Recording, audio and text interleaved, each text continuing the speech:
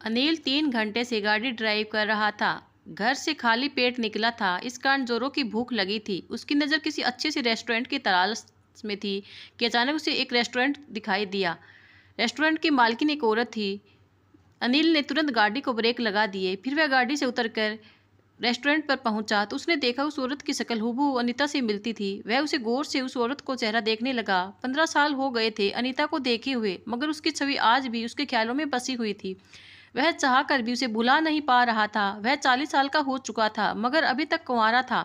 15 साल पहले अनीता की शादी हुई थी, तब से वह टूट कर बिखर चुका था। वह औरत बोली, क्या लगाऊं साहब, चाउमीन या गोलगप्पे? गर्मा गर्म चाहिए तो समोसे बना दूं?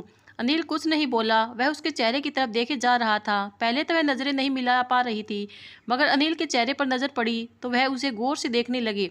15 वर्ष में दोनों काफी बदल गए थे। अनिल आराम की जिंदगी जी रहा था, इसलिए काफी मोटा हो गया था। अनीता भी कुछ भी काली और कमजोर हो गई थी। अनिल कटे होठों से बोला, सुमन। उसके मुंह से अपना नाम सुनते ही वह चौंक गई। रेस्टोरेंट पर के सामान को इधर उधर करने लगी। फिर सर पर रखा पल्लू एक तरफ से थोड़ा सा नीचे खींच लिया और चेहरे का साइड में कर लिया, जिसे अनिल का उसका चेहरा ना देख पाए। वह बोला, पहचान लिया मैंने तुम्हें। क्यों सामान को बेवजह इधर उधर कर रही हो? इतना सुनकर हाथ खड़ी हो गई। फिर धीरे धीरे आवाज में बोली, कब आए विदेश से? अनिल बोला, 9 साल हो गए आए हुए।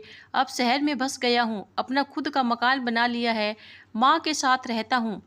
अनीता ने पल्लू वापस पीछे सरका लिया और बोली, इतनी बड़ी बड़ी आंखें उस पर टिकती भी बोली, बीबी बच्चे? अनिल बोला, शादी ही नहीं की? एक बार तो लगा जैसे पूछना चाहती हो कि शादी क्यों नहीं की, मगर फिर वह चुप हो गई। काफी देर यूं ही खड़ी रही, फिर एक प्लेट में समोसे डालने लगी।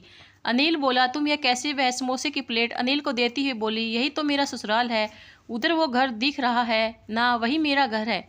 अनिल बोला, सुना था तुम्हारा पति काफी पैसे वाला है, फिर यह क्या हालत बना रखी है? सुमन बोली, पति था तब पैसे थे, अब पति नहीं तो पैसे भी खत्म हो गई। 4 साल पहले उनका देहांत हो गया।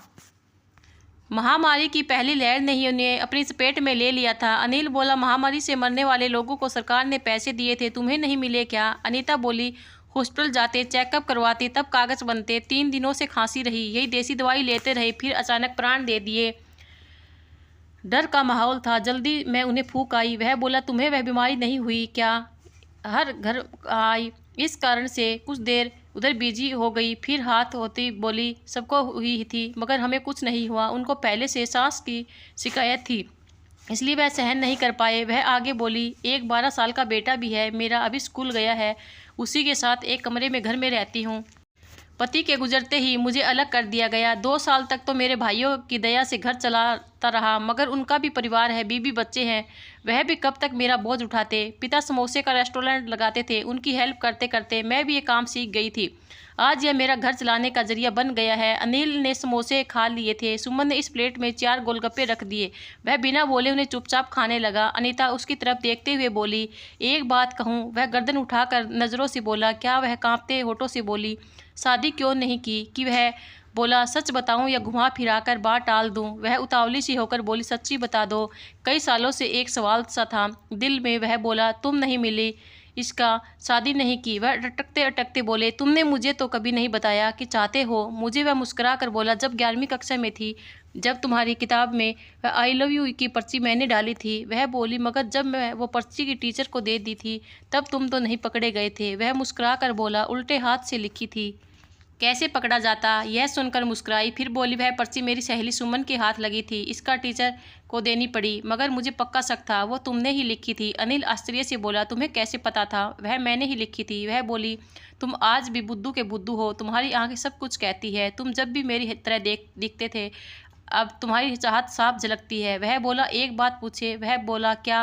वह पल्लू बदलता सा बोला, तुम्हारी दिल में भी मेरे लिए कुछ था क्या? वह नजरें झुकाते हुए बोली, बहुत कुछ था। मैं चाहती थी तुम वह पर्ची वाली नादानी दोबारा करो, अगर उसके बाद तुमने फिर से कोई कोशिश की ही नहीं। वह बोल, कैसे कोशिश करता? पहली पर्ची से ही कितना पखेड़ा खड़ा हो गया था, मैं तो बाल बाल बचा।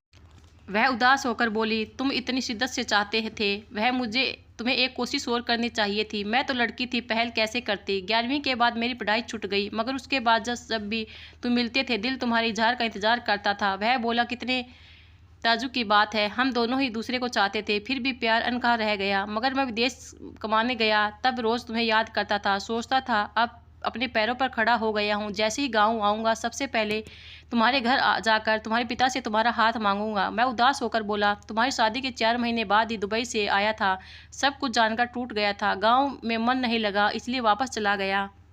फिर वह चुप हो गया। कुछ देर दोनों के बीच में बातें चलती रही। हाईवे पर से गुजरती हुई गाड़ियों का शोर होता रहा। फिर वह अचानक से बोला, एक बात कहूँ। वह बोली, क्या। अनिल अटकते अटकते बोला, क्या हम अब शादी नहीं कर सकते। वह बोली, नहीं, अब मैं तुम्हारे लायक नहीं रही। मेरी हालत तो देखो, चेहरा मुरझा चुका है, काली हो गई हूँ। तुम बहुत सुंदर लड़के हो, जोड़ी नहीं चलेगी।